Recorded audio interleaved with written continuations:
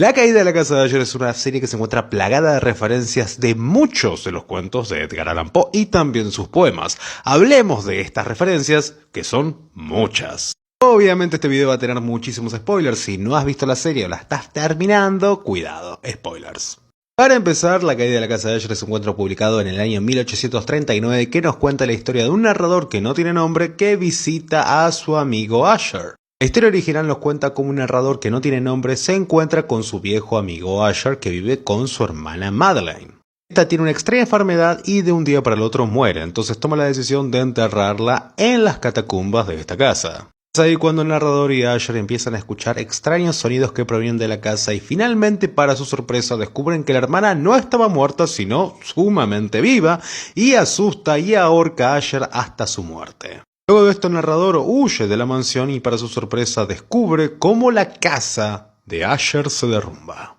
En la serie el narrador, o mejor dicho el acompañante de Usher, es Dupin. Dupin es un personaje muy importante en la narrativa de Edgar Allan Poe y sobre todo cosas en toda la literatura. Fue el primer personaje de género detectivesco que se escribió en toda la literatura de la historia y el primero fue Edgar Allan Poe. Y este personaje, Dupin. Farmacéutica Fortunato en realidad hace referencia a un cuento publicado en el año 1846. La caja de Amontillado, un cuento publicado en el año 1846, nos cuenta cómo Amontillado busca venganza contra Fortunato, una persona que durante toda su vida lo agravió y busca su venganza.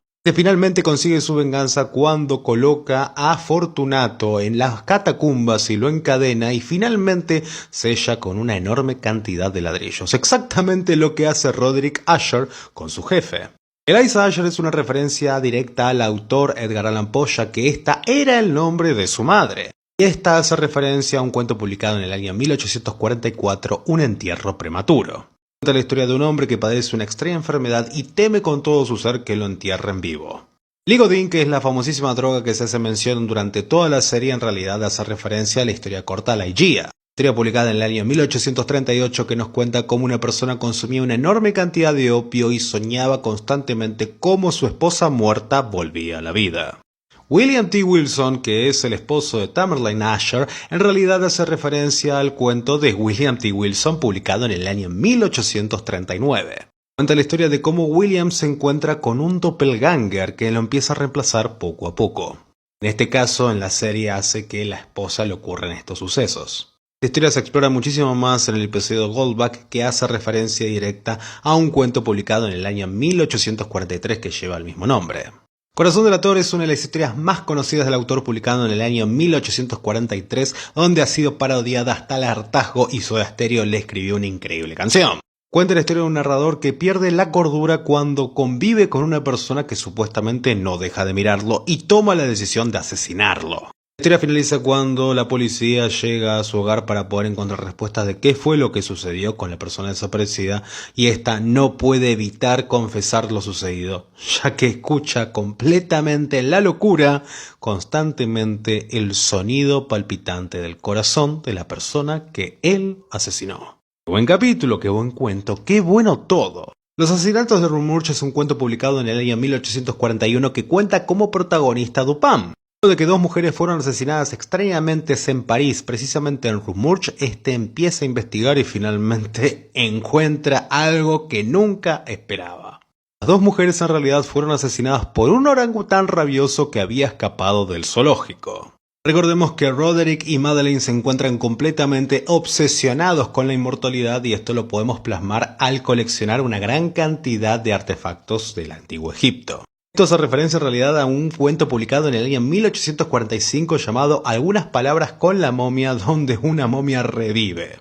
La máscara de la muerte roja es uno de los cuentos más reconocidos en toda la historia de la literatura y sobre todas las cosas de terror y de Edgar Allan Poe. Cuenta la historia de cómo la Tierra se encuentra acechada por una enorme plaga llamada la muerte roja y que una persona muy acaudalada llamada Próspero toma la decisión de recluirse en su enorme mansión junto con sus amigos, fingiendo que no pasa absolutamente nada mientras afuera ocurre el apocalipsis. Para poder distraerse se le ocurre hacer una fiesta con máscaras hasta que finalmente la muerte roja se hace presente, carne, en la fiesta y termina asesinando a todos y a cada uno de ellos.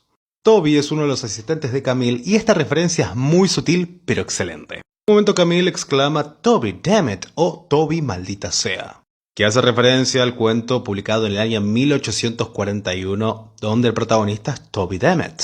El nombre del cuento es Nunca apuestes contra el diablo tu cabeza, y cuenta literalmente la historia de un hombre que pierde la cabeza luego de hacer una apuesta con el diablo. Frederick tiene el mismo nombre que el personaje que aparece en el cuento del año 1832, La imitación de un cuento alemán. Pero definitivamente hace referencia directa al cuento publicado en el año 1832, La fosa y el péndulo, donde se nos cuenta cómo la Inquisición española secuestra a una persona y lo tortura con un péndulo hasta que éste encuentre su muerte. El cuento protagonista puede escapar, Frederick no tiene esa suerte. Annabel Lee en realidad es una referencia directa a un poema publicado en el año 1849 que tiene el mismo nombre, Annabel Lee. La historia de un narrador que se encuentra obsesionado hasta la fecha con una persona, una mujer que perdió y aún ama. Muchos de los pasajes de este poema se pueden encontrar dispersos durante toda la serie donde Roderick rememora su juventud con Annabel Lee. El gato negro en realidad adapta la historia publicada en el año 1843 que lleva el mismo nombre. Un hombre con enormes ataques de ira que toma la decisión de asesinar a su gato y termina reemplazándolo con uno exactamente igual, pero este termina atormentándolo. En un ataque de locura, tratando de deshacerse del gato, termina asesinando a su mujer. Lo que es peor, cuando la policía trata de investigar los hechos ocurridos, el gato termina mostrando que él fue el asesino de su esposa. El cura durante el funeral hace mención directa al poema publicado en el año 1839, El espíritu de los muertos, que fue escrito por Edgar Allan Poe. Berenice es la esposa de Frederick y hace referencia en realidad al cuento publicado en el año 1835 y que tiene el mismo nombre.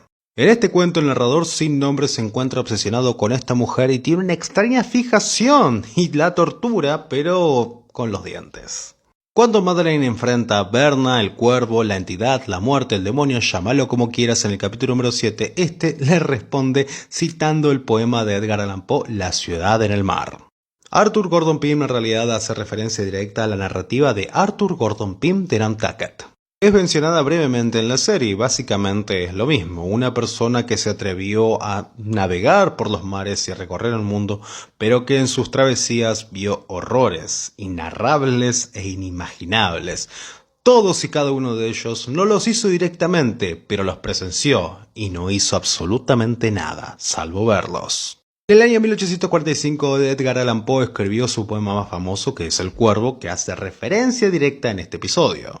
Un hombre solitario y perseguido por un ave negra que lo único que dice es Nevermore, haciendo referencia al nombre de su nieta Eleanor. Esa escena es tan terroríficamente bella, las luces, los diálogos, los tonos y cómo el cuervo se posa en el busto de Palas Atenea. A mí la casa de Asher me encantó. ¿Qué otras referencias encontraste?